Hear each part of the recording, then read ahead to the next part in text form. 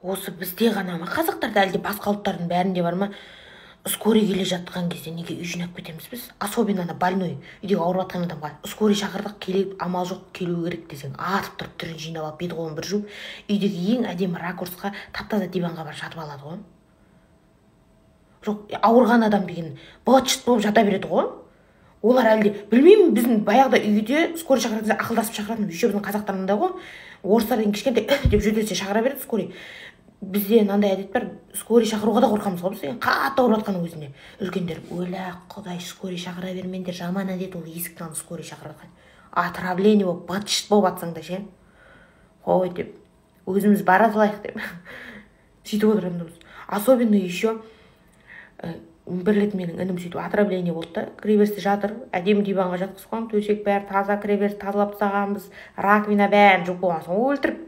Кіреберісте бесиі бар тұғын, салмақ өлшейтін, соны сыртып қойғанбыз, өйткені бізге кірген кеткен скорийдің барлығы сол бесиге салмағын өлшеп кететін тұғын. Ана салдыр-гүлдір машинадан бірнеше күн екінші үйге барамын, салмақ түсіп қала ма деп ойлайды шығар. Сөйтіп бір кезде енді ана құсып жатыр да інім. Скорый шақырып қойғанбыз, скорый келді бір кезде. Легені келіңдер дейді ғой, сөйтсе. Үйде екі леген бар тұғын. Біреуі жығылып қалғанда есіктің алдын сыпыруға, сөйтке жууға қойған. Соны алып келсем, мама көрді ана легендігі. Түсіндім ғой. Леген проверкадан өткен жоқ деп. Құсуға келетін леген емес анау. Келе бердім леген ғой, просто скорейдің көзінше андай леген шығарып қоймайды. Біздікі әдемі легенге қысамыз ғой.